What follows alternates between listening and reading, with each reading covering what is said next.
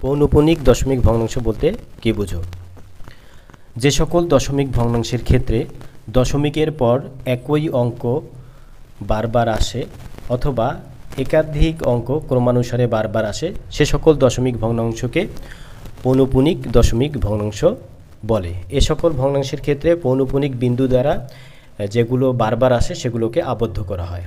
যেমন আমি একটা উদাহরণ দেই, 2.55 এখানে দশমিকের পর 5 যদি আসতেই থাকে তাহলে এটাকে দশমিক পৌনঃপুনিক বিন্দু দ্বারা আবদ্ধ করলে লেখা যায় 2 দশমিক ভাবে প্রকাশ করা যায়। আবার যদি এরকম থাকে যে 3.124 আবার 1 2 4 আবার 1 2 4 এভাবে যদি 1 2 4 আসতেই থাকে তাহলে এটাকে পৌনঃপুনিক ভগ্নাংশে প্রকাশ করলে হয়, পৌনঃপুনিক দশমিক ভগ্নাংশে প্রকাশ করলে হবে 3.124। একাধিক অঙ্ক যদি বারবার আসে তাহলে প্রথম অঙ্কটার উপর পৌনঃপুনিক বিন্দু এবং শেষের অঙ্কটার উপর পৌনঃপুনিক বিন্দু দিয়ে আবদ্ধ করতে হয়। এখন আসা যাক যে কিভাবে পৌনঃপুনিক দশমিক ভগ্নাংশকে সাধারণ ভগ্নাংশে প্রকাশ করা যায়।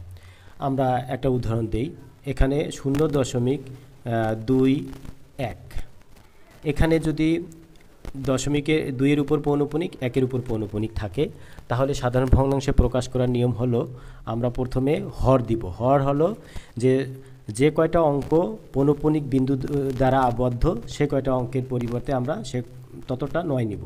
এখানে 2টা অঙ্ক পৌনঃপুনিক বিন্দু দ্বারা আবদ্ধ, এজন্য 2টা 9 নিয়েছি।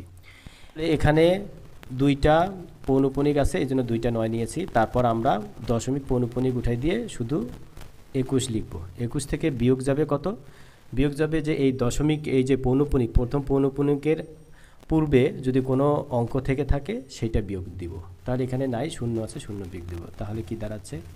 এখানে হবে 99 আর 21 থেকে 0 বিয়োগ দিলে 21। এখন যদি এটা কাটাকাটি যায়, কাটাকাটি করব তাহলে কত? 3 দ্বারা কাটাকাটি দেয়, 3 সাথে 21 আর 3 3 9, 3 3 9, এটা হয়ে গেল। তাহলে এই যে পৌনঃপুনিক দশমিক ভগ্নাংশে সাধারণ ভগ্নাংশে পরিণত করা হলো। তারপর যদি আরেকটা থাকে এরকম 0.41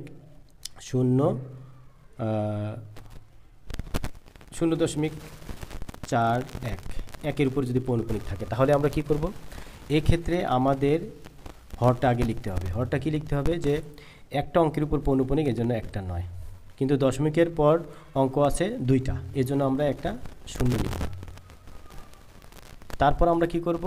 এই যে 41 দশমিকের পর যে পুরো সংখ্যাটা দশমিক পৌনঃপুনিক বাদ দিয়ে পুরো সংখ্যাটা দাঁড়াচ্ছে 41, এটা থেকে বিয়োগ দেব কত? এই পৌনঃপুনিকের পূর্বে যেই অঙ্কগুলো থাকে এখানে 4 আছে, 4 বিয়োগ দিব এভাবে। তাহলে কি দাঁড়াচ্ছে? এখানে 90 আর 41 থেকে যদি 4 বিয়োগ দেই তাহলে দাঁড়াচ্ছে কত? 37। তাহলে 37/90 এটা হচ্ছে সাধারণ ভগ্নাংশে পরিণত হলো। আবার যদি এরকম থাকে যে 2.123 1-এর উপর পৌনঃপুনিক 3-এর উপর পৌনঃপুনিক, তাহলে এইটাকে সাধারণ দশমিক ভগ্নাংশে পরিণত করলে কি হবে?